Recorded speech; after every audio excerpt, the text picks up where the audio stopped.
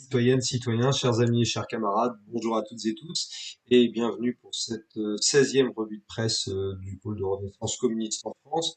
En ce mercredi 14 juillet 2021, vous doutez bien que la date n'est pas choisie au hasard.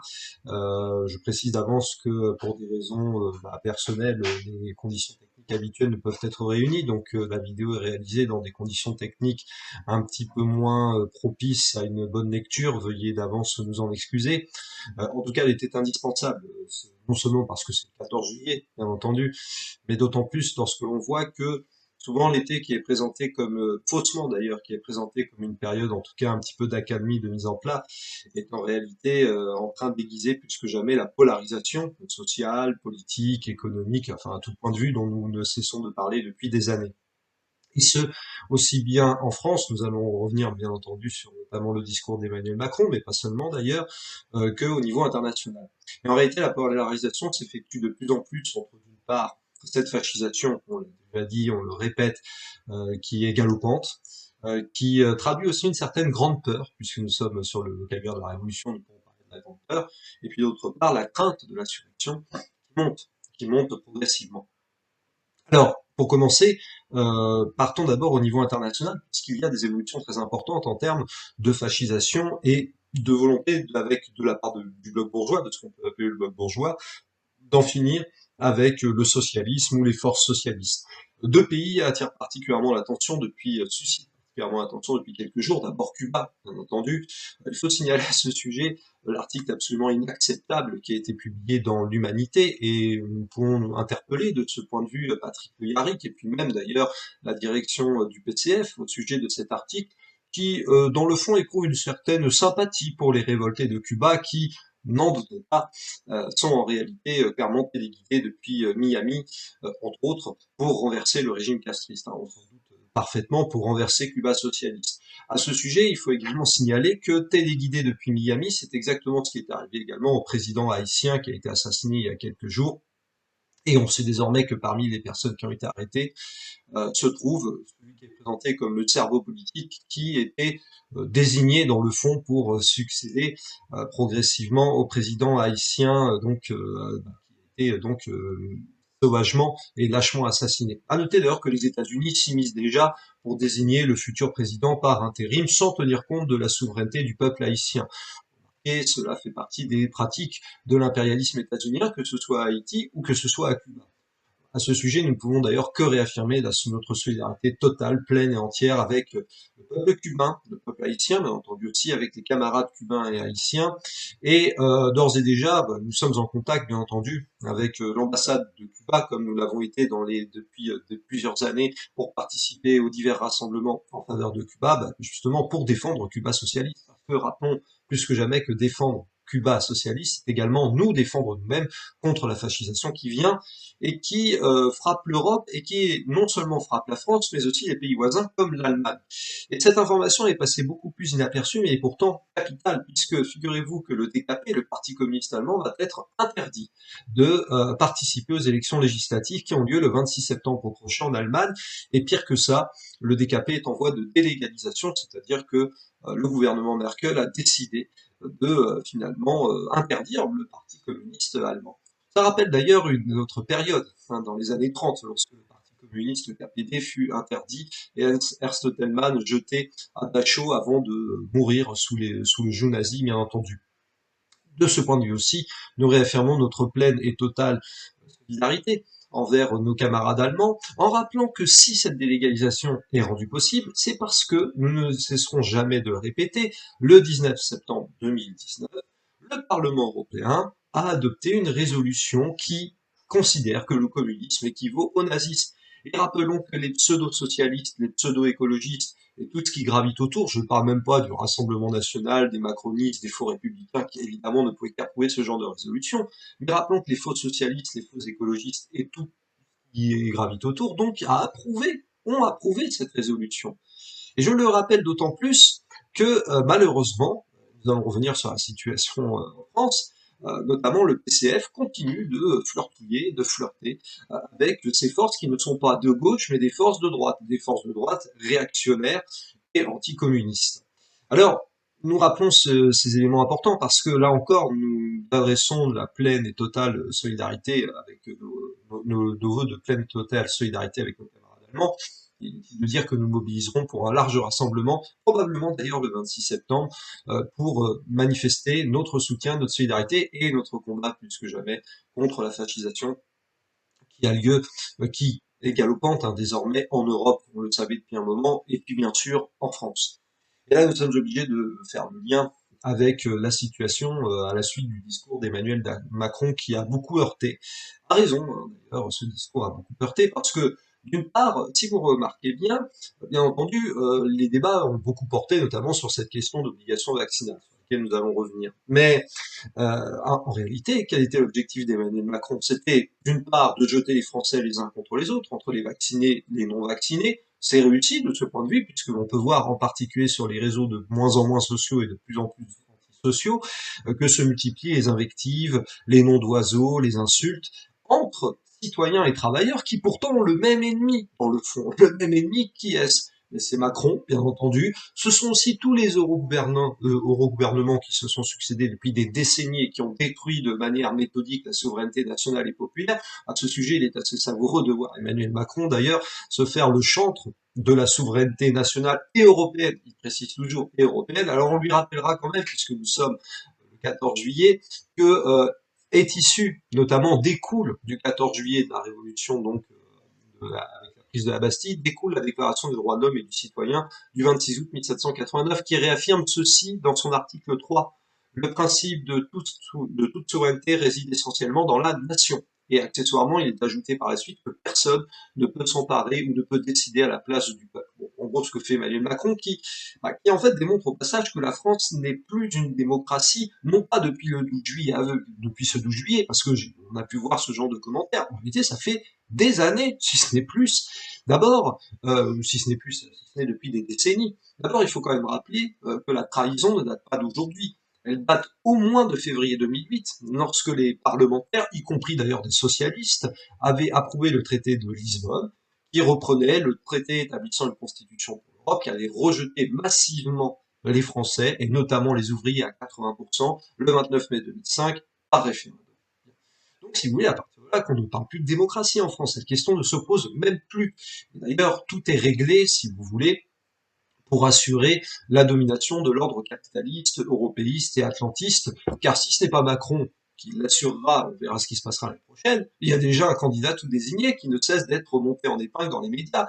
Et cela fait plus d'un an et demi que nous le disons au PRCF depuis l'affaire des retraites, depuis la question des retraites. C'est Xavier Bertrand qui est déjà allé prêter allégeance à Berlin auprès de Mme Merkel, qui est en train de rassurer tout son monde au sujet, bien entendu, de la construction européenne, etc., qui bien sûr prêtera également allégeance, il l'a déjà fait à plusieurs reprises, rappelons qu'il a quand même été ministre sous Chirac et sous Sarkozy, eh bien au MEDEF et au 440, eh bien il faut signaler tout ceci, parce que là encore c'est la continuation de la mort de la Révolution qui est en jeu.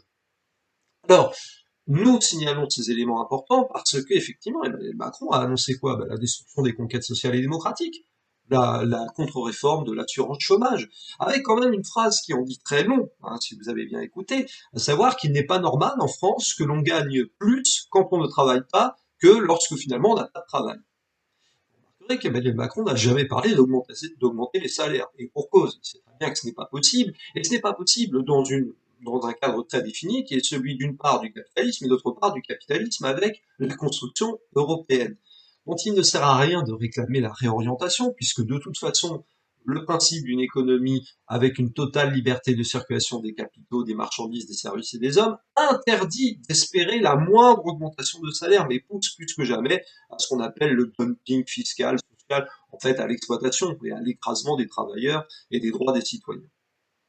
Eh bien, voilà ce que nous promet donc Emmanuel Macron pour la fin de son quinquennat, et il le fait en application des grandes orientations de politique économique, des GOPE. Rappelons d'ailleurs que ces GOPE, ce sont elles-mêmes qui ont appelé expressément à réformer les retraites, puisque ça aussi c'est revenu sur le sujet.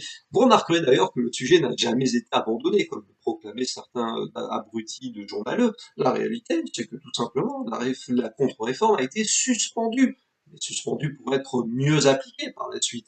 Et d'ores et déjà, la couleur a été annoncée. Bien sûr qu'il y aura un allongement de l'âge du départ légal de la retraite à 64 ans. Et ce n'est qu'un début. Car comment ne pas voir que l'Union européenne n'arrête pas d'exiger 67 ans? C'est ça qui nous attend à terme. Donc après, on peut expliquer, dire qu'il est cynique, qu'il est menteur, etc. Oui, d'un certain point de vue, il est cynique, il est menteur, puisqu'il avait dit qu'il toucherait pas à l'âge de départ à la retraite. Mais en réalité, si on regarde bien, il ne fait qu'appliquer une feuille de route, comme ses prédécesseurs, qui parlaient justement de devoir réformer le système de retraite, etc., etc. Bon, il y a aucune nouveauté, il n'y a pas de surprise de ce point de vue. Alors, quant à la question de la vaccination, par rapport à ça, il faut signaler d'abord que là encore, on assiste à un retournement de veste, puisque le principe de la vaccination obligatoire avait été balayé d'un revers de main il y a quelques temps de cela par Olivier Véran et par Emmanuel Macron lui-même. Alors, cela a été imposé de manière brutale, notamment pour des personnes qui, alors, il y a deux types de personnes, il y a plusieurs types de personnes. Ceux qui sont fait directement vacciner, très bien.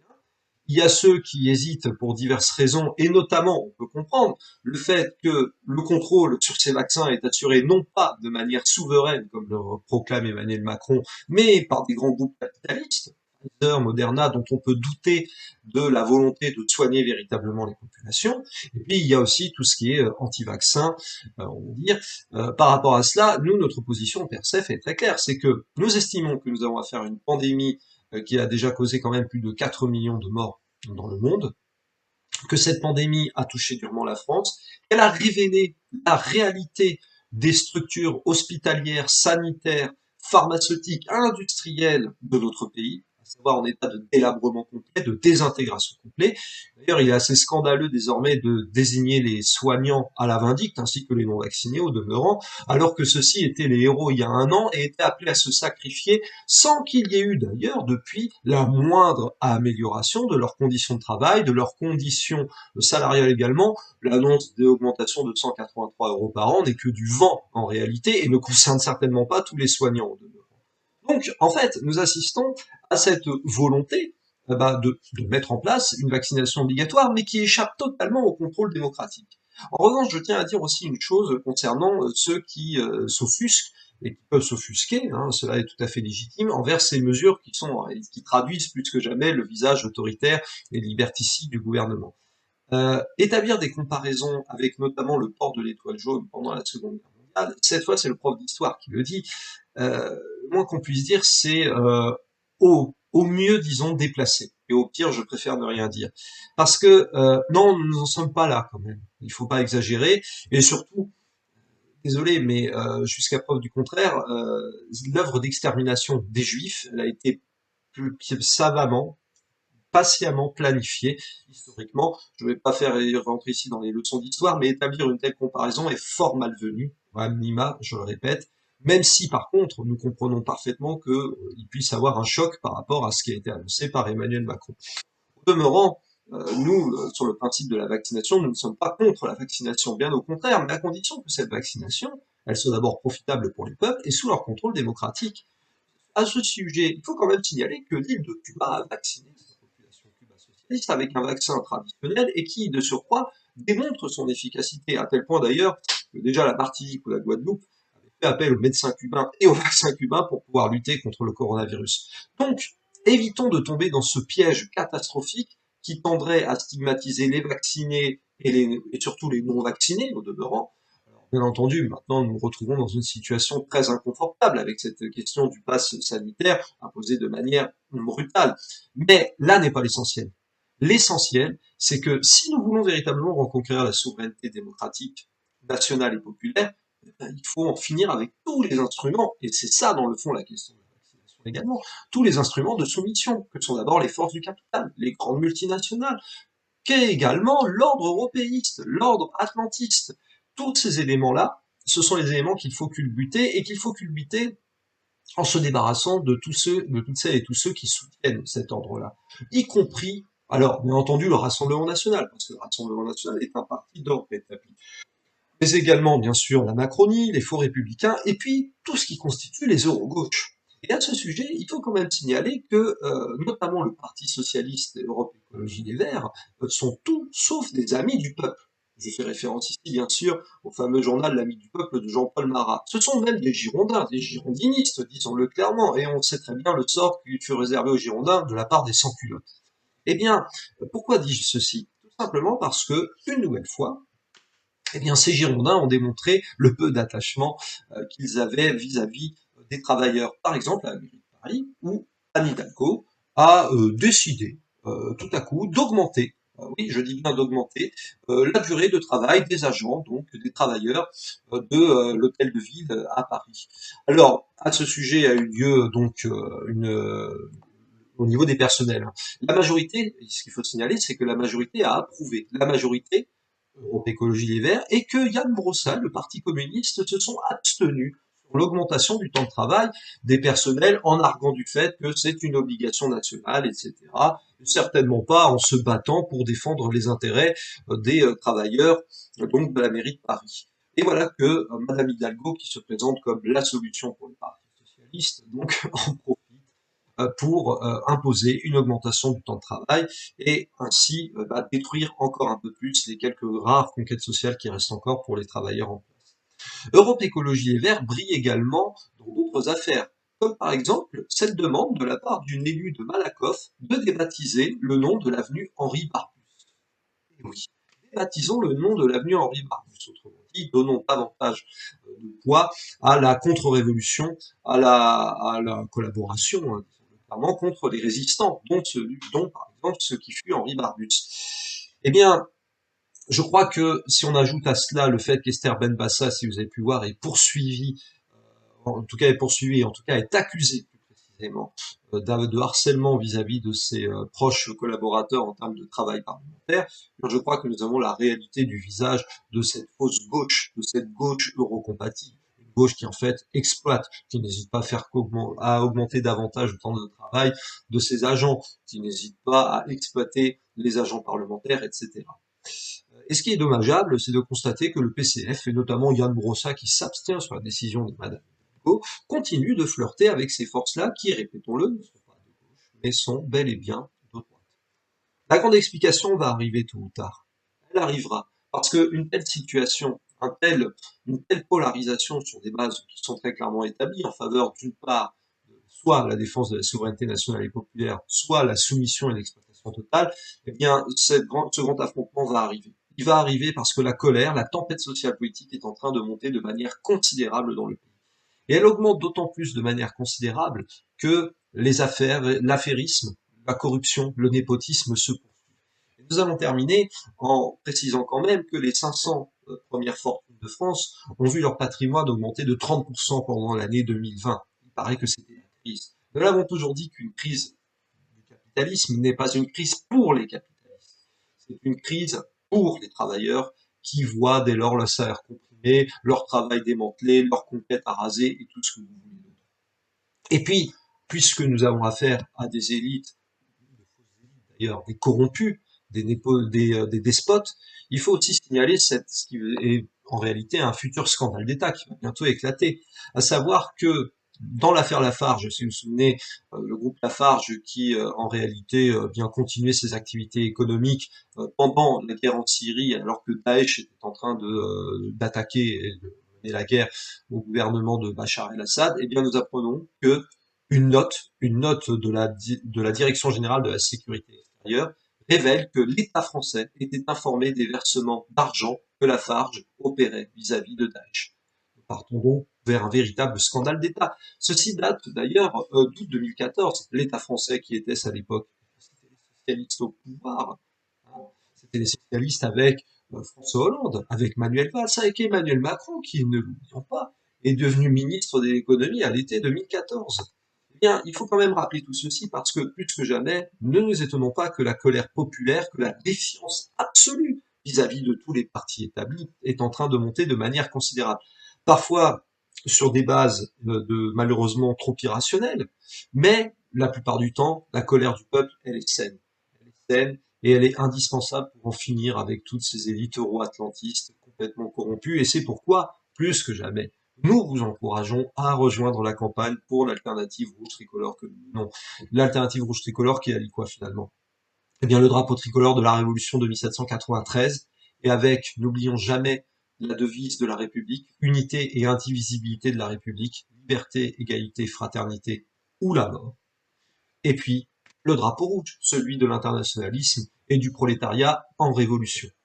Eh bien, cette campagne, progressivement, elle rencontre des échos, elle se traduit par des affichages, par des tractages, par des collages, et nous, on n'est pas dans une période simplement d'électoralisme pour avoir une petite place dans un conseil départemental ou régional. Non, la campagne, elle a lieu avant, pendant et surtout après. Donc, plus que jamais, nous appelons tous les militantes, tous les militants du PRCF, toutes et tous les sympathisants du PRCF à participer et à rejoindre cette campagne pour l'alternative rouge tricolore qui, plus que jamais, est la seule option possible pour en finir avec le faux duel et vrai duo Macron-Le Pen, et puis avec toutes celles et tous ceux qui gravitent autour et qui, en réalité, ne feront que continuer à être les porteurs d'eau et les exécutants des ordres de Bruxelles, de Berlin, de Francfort et de Washington.